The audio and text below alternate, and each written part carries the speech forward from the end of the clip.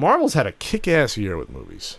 It's only gonna get better. Captain America: Winter Soldier was fan-fucking-tastic. One of the best Marvel movies. Indeed. Guardians of the Galaxy, fan-fantastic again, without the cursing. Still pissed that I didn't go see that a second time in theaters. I saw it a second time and it was just I as really wanted to. We just didn't have time. So they announced with, I guess, if you can do Guardians of the Galaxy, you can do any Marvel property. Just about. It's that freaking out there and zany.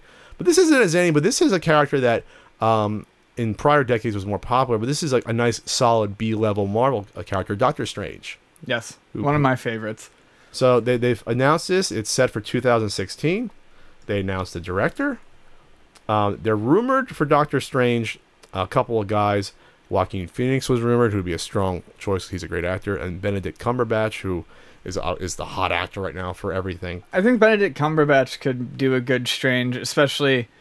Well, they're already saying they're filming it in the UK. Yes. The Dark Horse, though, was the one that made me really excited. I mean, I'm sure we won't see him, but goddamn, do I love John Hamm. Do you really? I love You love Mad Men? John Hamm. Well, I love Mad Men, but like as a person, John Hamm just seems like a really decent guy. He's usually really good on like Saturday Night Live. Yeah, he's funny. He's down to earth. I mean, but that's the only problem. Like, as much as I would love for him to get the role, now that I've seen like the humorous side of him, I don't know if I could see him as Doctor Strange, who's generally not a particularly funny character. Sure. So how do you think audience would take this character? This isn't like, on paper, it's kind of weird having Doctor Strange. He has like, the netherworld and the mysticism.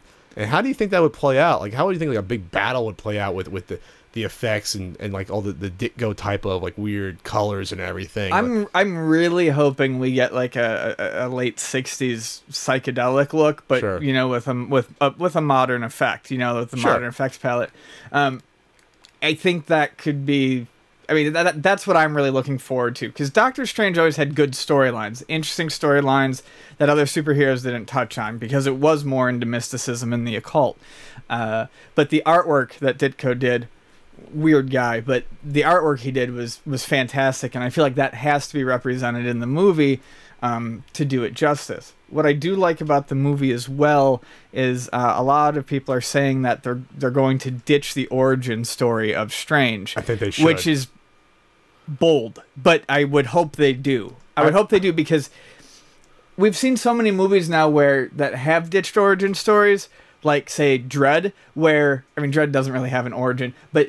You get enough backstory if you surround them with good side characters that can coax background details out of them. What I know about Doctor Strange is that his origin isn't as essential to his character as, say, the origin of Spider-Man when Uncle Ben gets killed, or Captain America and what they stand for. It's not as deeply integral that you have to see it as much. They'll probably have a short flashback sometime in the film to it or something like that, which is fine. Or they did it with the Daredevil movie 2003. They did a 5-minute flashback, and that worked out fine without going into the entire thing. Or like I'm referring to in something like Dredd, a side character will ask Strange, what was he like as a kid or something as they're traveling to a dimension, and he'll explain basically what happened. So they'll get to it. So this is Scott Derrickson has been announced to direct it.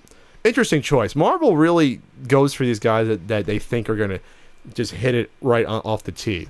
Like going for Shane Black for Iron Man 3, a guy who's a witty writer. Or Gunn for something more punky like Guardians of the Galaxy. Sure. So Derrickson has written and directed a lot of like horror movies the past 5-6 years. Stuff like Deliver Us from Evil. Stuff like Sinister, I guess Sinister 2 he's on right now. He wrote The Exorcism of Emily Rose, which I think was very well received when that came out. Which I think is based upon the actual exorcism that The Exorcist was based on. It was a good movie. It was a courtroom drama, which kind of left a lot of people feeling bummed. So this guy doesn't have a huge amount of directing. He's only directed, looks like, 3 or 4 mainstream movies. Exorcism of Emily Rose, Day the Earth Stood Still, the remake, which I don't know anything about that. Sinister, which was a horror movie that came out. So I guess, but I'm going to trust Marvel at this point. They haven't really gone wrong so far. You might disagree with Edgar Wright with Ant-Man, But I mean, so far, No, I wanted Edgar Wright to do Ant-Man. The fact that Edgar Wright left Ant-Man leaves me zero interest in Ant-Man. doesn't mean it won't be bad though. But so I'm looking forward to this just because this will be different. How Guardians of the Galaxy was different from all the other Marvel movies, this will also be different from all the other Marvel movies. So we'll see what happens.